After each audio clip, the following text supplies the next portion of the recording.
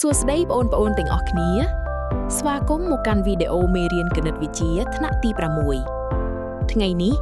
យើងនឹងសិក្សាអំពីប្រធានបទដ៏សំខាន់មួយគឺវិធីដោះស្រាយចំណោទនៅទំព័រទី12នៃសៀវភៅសិក្សាគោលរបស់បងប្អូនដើម្បីដោះស្រាយចំណោទបានត្រឹមត្រូវយើងត្រូវឆ្លងកាត់ជំហានគន្លឹះចំនួន4គឺទី1ស្វែងយល់ពីប្រធានចំណោទទី2រៀបចំផែនការដោះស្រាយទី3គណនាលេខនិងទី4ផ្ទៀងផ្ទាត់ចម្លើយឡើងវិញចូលចាំថាមុននឹងបូកឬដកបងប្អូនត្រូវបដូរខ្នាតឲ្យដូចគ្នាជាមុនសិនឥឡូវ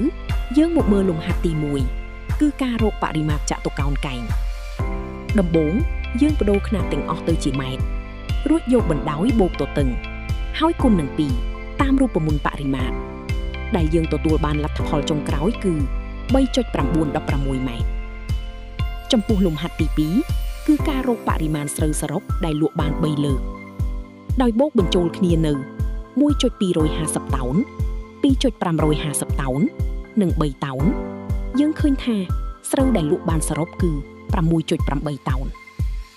បន្ទាប់មកគឺការរកប្រវែងផ្លូវសរុបពីចំណុច A ទៅ B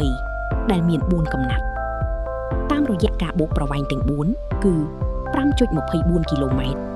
2.85 គីឡូម៉ែត្រ 3.00 គីឡូម៉ែត្រនិង 4.00 គីឡូម៉ែត្រយើងទទួលបានប្រវែងផ្លូវសរុប 15.09 គីឡូម៉ែត្រលំហាត់ទី4គឺការរកប្រវែងផ្លូវលំដែលអ្នកភូមិស្ថាបនាបានក្នុងរយៈពេល3ខែ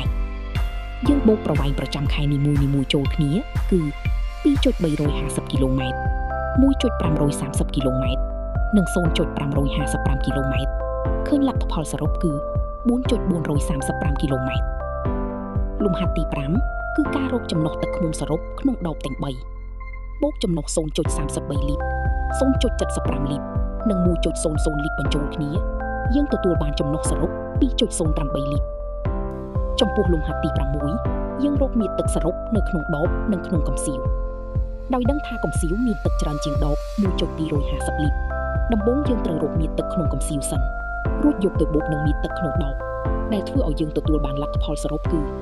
5.250 លីត្រចុងក្រោយគឺលំហាត់ទី7ការគណនាចំណីសត្វសរុបក្រោយពេលរកឃើញបរិមាណចំណីទាហើយយើងយកទៅបូកបញ្ចូលគ្នាជាមួយចំណីមាន់និងចំណីជ្រូកដែលនាំឲ្យទទួលបានលទ្ធផលសរុប 11.580 គីឡូក្រាមជាសង្ខេបដើម្បីដោះស្រាយចំណោទសំញាំបានល្អសូមចងចាំគន្លឹះទាំង4នេះពិនិត្យប្រធានឲ្យបានហាត់មាត់ផ្ទៀងផ្ទាត់ខ្នាតឲ្យដូចគ្នារៀបចំជំហានដោះស្រាយឲ្យបានច្បាស់លាស់និងត្រូវផ្ទៀងផ្ទាត់ចម្លើយចុងក្រោយជានិច្ចឥឡូវនេះដល់ពេលធ្វើសកម្មភាពក្រុមហើយសូមបងប្អូនបែងចែកជាក្រុមពី4ទៅ